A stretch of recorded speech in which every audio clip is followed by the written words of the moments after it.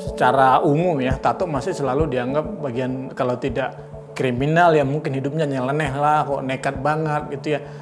Imitator itu kan orang jelek kan, rambut panjang itu beringas gitu modelnya. Kami dianggap orang-orang yang suka mabok, nusuk orang, mencuri. Bahwa tato itu simbol kejahatan yang mereka bikin di penjara kalau mereka masuk penjara misalnya gitu. Walaupun dia nggak penjara, walaupun dia nggak melakukan kesalahan, mungkin tanggapan orang masyarakat biasa itu menganggap orang ini orang jahat gitu.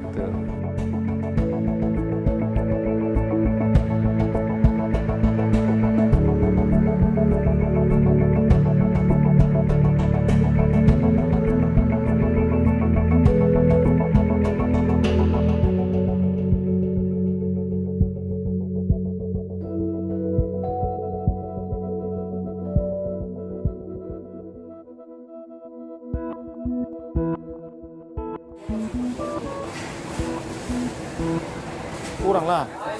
Hah? Oh, kupas ya? Ini kita ambil semua lah. Ya. Kesibukan sehari-hari saya suka masak. Kenapa saya bilang tukang masak? Karena sebenarnya saya nggak beda dengan ilmu ibu-ibu yang lain ya. Suka memasak dan kebiasaan memasak gitu. Kalau chef itu terlalu berat ya. Saya tidak punya basic pendidikan chef. Ini mau bikin bumbu ini, bumbu arsik sama buat saksang.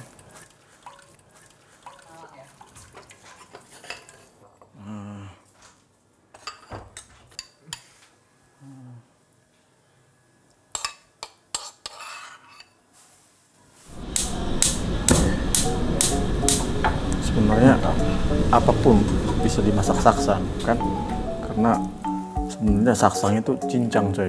Ya, jadi daging yang dicincang dibumbuin ya kan. Nah.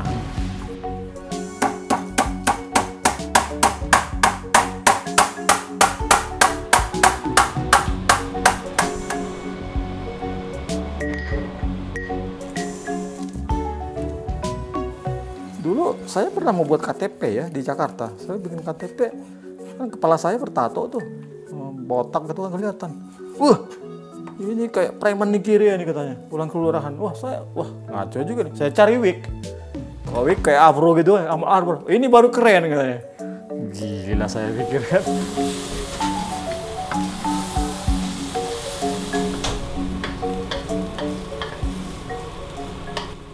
Zaman dulu tuh di Jogja ada namanya tuh Kinoki. Dia nongkrong di situ sama beberapa teman dan kebetulan sering nongkrong di situ jadinya kenal Coki.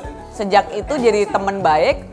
Bahkan ketika gue di Australia pun masih kontak lagi. Sekarang dia yang di Australia, kita yang di Indonesia.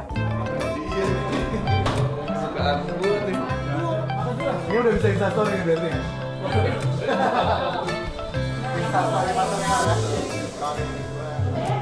Itu kan wignya gue yang cari, yang provide. Terus kayak orang kecamatan kayak, Mas mungkin bisa ditutup nggak kepalanya? Kan kalau pakai topi nggak boleh. Jadi kebetulan kita punya teman, punya sekolah make up artis gitu. Terus gue bilang sama temen gue gitu, namanya Mbak Pinkan, lu ada wig nggak? Karena temen gue mau bikin KTP. Gue cariin wignya itu gue yang cariin. Ya suka aja, mungkin ada semangat anti mainstream gitu ya, semangat anti kemapanan kali gitu ya di zaman saya. Kayaknya saya tidak memilih tato deh, tato yang memilih saya kayaknya.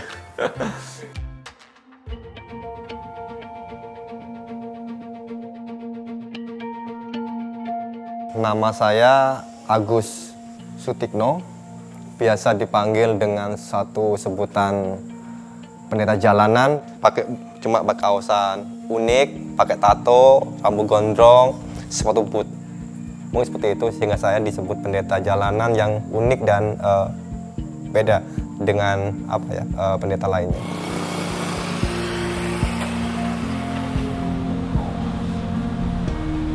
Sekarang kesibukan saya lebih ke arah anak jalanan, PSK, waria, orang yang kena HIV dan lain sebagainya. Jadi yayasan saya ini tanpa beda agama, jadi semua bisa masuk ke sana. Dimulai cuman ada berapa anak lah gitu. Tapi sekarang ya puji Tuhan ada sekitar 300 orang.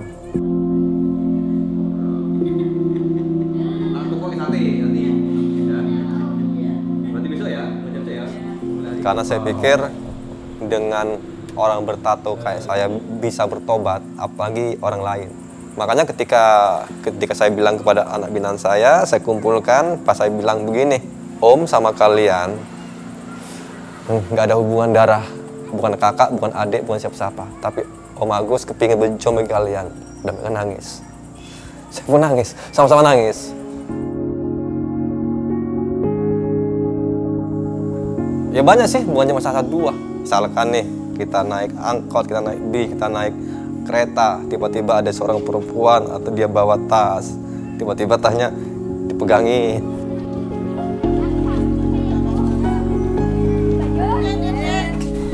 Sebagai seorang suami, bagi saya cukup baik ya, bertanggung jawab juga gitu kan, karena beliau juga masih punya waktu untuk kumpul dengan keluarga, dengan anak-anak binaan yang lain juga.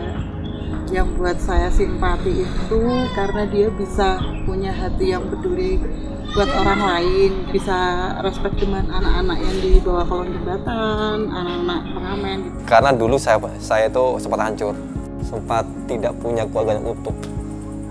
Maka sekarang ketika saya punya anak istri, punya anak binaan, saya ingin utuh semua, tidak terpecah lagi seperti saya yang dulu.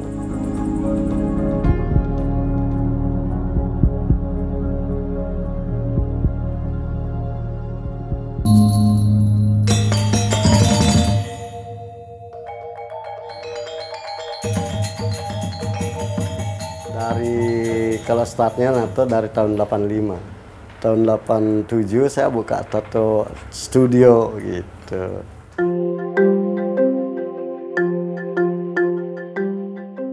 Saya dulu hobi tato kan, terus saya suka banget sama desain ilustrasi ya. Ternyata namanya skin art. Saya harus tumpahkan ini ke skin, ke kulit.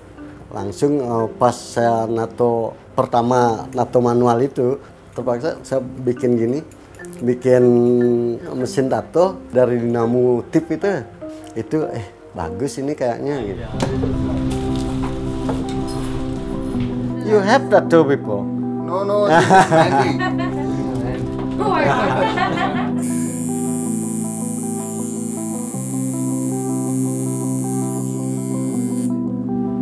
Kalau kita dikasih kesehatan itu sampai kapanpun kita semasih mampu, saya akan bekerja. Jangan kita yang cari nama, biarkan nama yang cari kita. Berarti itu hasil karya yang berbicara.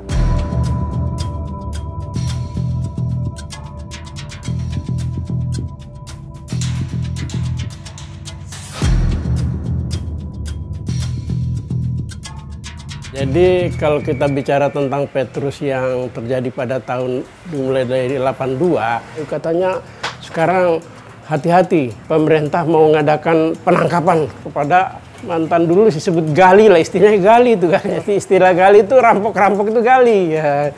Nah ternyata ketika peristiwa misterius itu banyak yang mati-mati itu pada punya tato semua. Itu ada yang ditembak, ada macam Ketua YBK Effendi Talo, itu kenapa dia ditembak? Nah, Effendi Talo itu tadinya udah dimaafkan, tapi rupanya dia berbuat jahat lagi. Petrus itu katanya itu penembakan misterius, tapi saya belum tahu apa karena tato, apa karena politis, saya nggak tahu. Oh, yang saya ingat dulu di kampung saya kan di kampungnya di Tapanuli Selatan, masih pedalaman. Yang saya ingat dulu tuh banyak ini. Mas-mas dari Jawa itu jualan es tong-tong itu loh. Tong-tong itu siap sore datang gitu kan. Ternyata orang-orang ini intel. Lagi nyari orang-orang yang dianggap kriminal dan bertato. Om saya itu era Musa Jaya, dia di rumah. Hampir 2 bulan di rumah, nggak keluar-keluar itu. Tiba-tiba di depan rumah sudah ada tukang bakso, dia bilang jangan, itu intel. Nah, makanya saya pertama-tama nato mesin itu ya agak resah lah gitu modelnya. Ada intel gitu modelnya, cuman nengok dari tembok gitu modelnya kan nggak enak, kita kan risih jadinya gitu.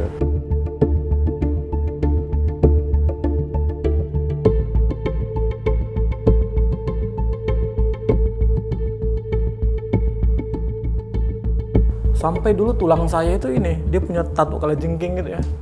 Dia setrika gitu, takut di Petrus kan. Itu pas sepupu saya bikin simbol Om itu ya sama manual gitu. Itu suka dia, tapi dia takut terus disetrika sama dia. Sampai sekarang dia masih ada bekasnya, ini bekas kamu nih, gitu dia bilang. Tiba-tiba mayatnya udah muncul di pasar misalnya gitu kan, dibuang dalam karung gitu. Yang saya ingat cuma cerita horor seperti itu.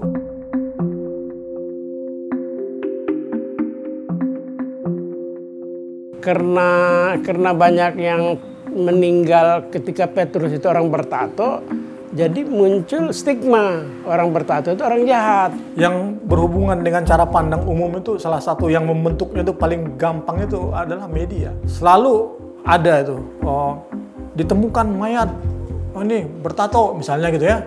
Ya kan, wah tato kan identik dengan kriminal.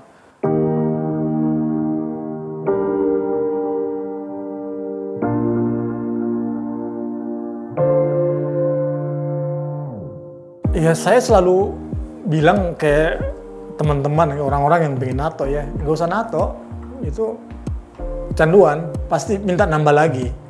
Ya tapi satu hal yang saya bilang soal tato gitu ya, seperti hal yang lain soal tubuh, bagi saya ya tato ini manifestasi dari ini ekspresi saya, dan tato bagi saya itu sikap politis ya, karena kamu berdaulat atas tubuh kamu. Gitu ya. Tato bagi saya kan sekedar seni aja, gak ada maksud-maksud lain. Walaupun penampilan kita itu loreng gini ya, tapi hati kita putih gitu aja.